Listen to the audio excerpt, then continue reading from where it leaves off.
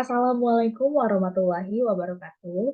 Perkenalkan, nama saya Ardita Clara Dewi Ginting dengan NIM 6704213133 dari kelas D3 MP 4504. Di sini saya akan menjelaskan peran digital marketing pada bisnis di Indonesia dalam menghadapi situasi pandemi COVID-19 seperti saat ini. Yang pertama, kita harus mengetahui COVID-19 itu sendiri. COVID-19 adalah singkatan dari Coronavirus Disease 2019. Virus ini pertama kali terdeteksi di Wuhan, China pada Desember 2019. Virus ini kemudian menyebar secara global dan diakui oleh Organisasi Kesehatan Dunia atau biasa kita kenal dengan WHO sebagai pandemi global pada Maret 2020. Virus ini menyebar melalui tetesan udara dan kontak dengan permukaan yang terkontaminasi, dan gejala yang ditimbulkan ini mirip dengan gejala flu dan pneumonia. Di Indonesia, kasus COVID-19 ini pertama kali dilaporkan pada 2 Maret 2020 di Depok, Jawa Barat. Hal ini terjadi karena beberapa pasien Indonesia yang kembali dari luar negeri ini dinyatakan positif terinfeksi virus tersebut. Dan kasus COVID-19 ini di Indonesia terus bertambah hingga menjadi salah satu negara dengan kasus terbanyak di dunia.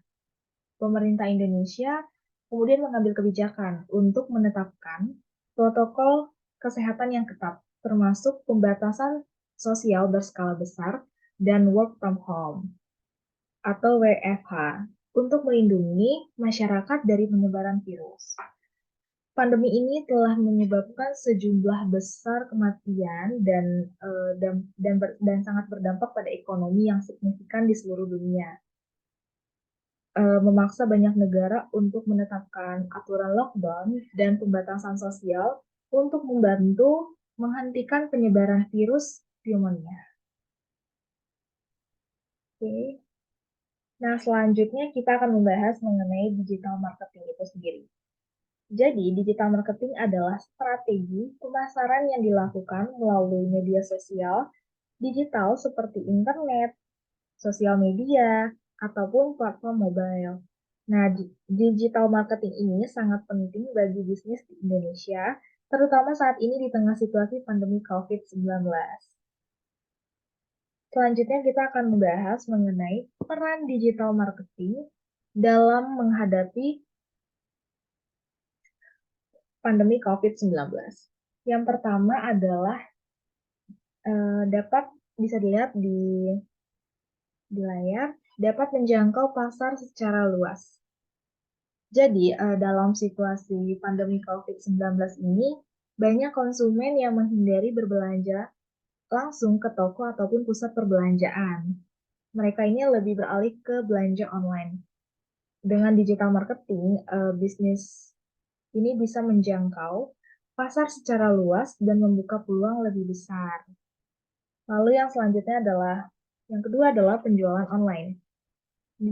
Melalui digital marketing ini memungkinkan bisnis untuk berjualan online karena dalam situasi pandemi COVID-19 ini, hal ini sangat penting mengingat banyak orang yang lebih memilih berbelanja online daripada berbelanja langsung ke toko, seperti yang tadi kita sudah bahas. Lalu yang ketiga adalah menghemat biaya iklan. Dibandingkan dengan metode pemasaran tradisional, misalnya iklan di media cetak ataupun elektronik, digital marketing ini lebih efektif dan murah. Bisnis dapat memilih platformnya yang paling efektif untuk memasarkan produk mereka itu dan membayar berdasarkan hasil. Dan biasanya platform yang digunakan ini seperti Instagram, TikTok, ataupun Shopee, dan masih banyak lagi. Yang keempat adalah memperkuat branding dan membangun komunitas online. Digital marketing ini dapat membantu bisnis untuk memperkuat branding dan membangun komunitas online mereka melalui media sosial.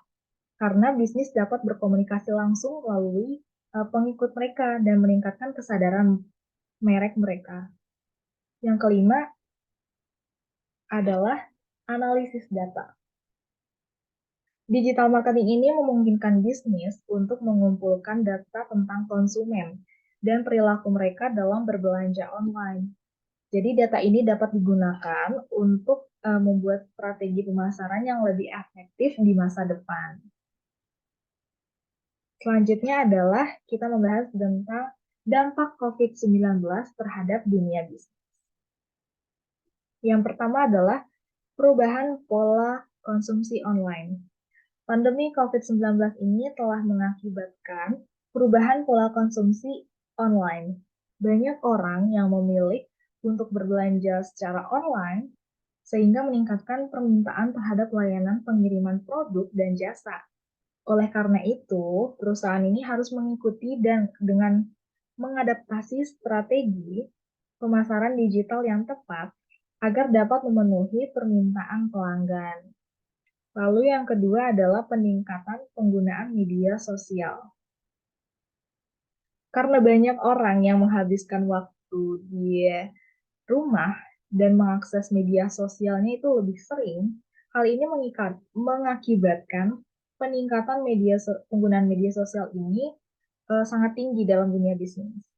Perusahaan dapat menggunakan media sosial untuk meningkatkan interaksi dengan pelanggan dan memperkenalkan produk baru mereka ataupun menyampaikan informasi penting terkait bisnis mereka. Dan ini menjadi salah satu strategi yang bagus untuk menyebarluaskan produk yang akan dijual.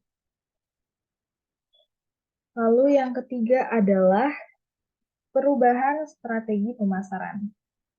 Dalam pandemi COVID-19 ini membuat banyak perusahaan mengalami penurunan pendapatan, sehingga mereka perlu mencari cara bagaimana bisa menghemat biaya. Oleh karena itu, perusahaan harus mengubah strategi pemasaran mereka dengan cara yang lebih efektif dan efisien. Misalnya, memanfaatkan jaringan digital dan mengurangi biaya pemasaran offline seperti promosi kegiatan ataupun iklan di media cetak. Lalu yang keempat adalah meningkatkan kepercayaan pelanggan. Karena kita tahu krisis pandemi COVID-19 ini menimbulkan banyak ketidakpastian dan kekhawatiran di kalangan pelanggan. Oleh karena itu, perusahaan ini perlu memberikan informasi yang jelas dan transparan terkait produktivitas proses bisnis mereka. Karena kebijakan pembatalan pesanan ataupun tindakan tanggap darurat lainnya ini dapat membantu meningkatkan kepercayaan pelanggan dan mempertahankan loyalitas pelanggan terhadap toko kita gitu. Lalu yang kelima adalah peningkatan konten video. Karena banyak orang di rumah, konten video ini menjadi pilihan yang populer untuk memecahkan kebosanan dan menghibur diri.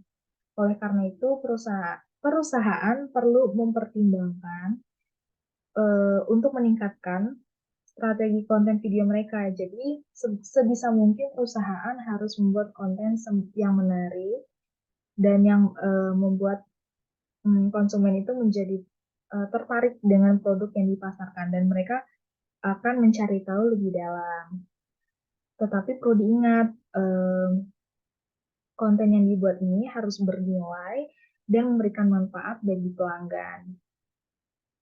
Selanjutnya, kesimpulan. Jadi, kesimpulannya adalah digital marketing ini dapat membantu perusahaan untuk tetap terhubung dengan pelanggan mereka secara online, lalu meningkatkan penjualan online, dan menciptakan kepercayaan pelanggan di masa pandemi ini. Baik, sekian presentasi yang bisa saya sampaikan. Kurang lebihnya mohon maaf. Wassalamualaikum warahmatullahi wabarakatuh. Terima kasih.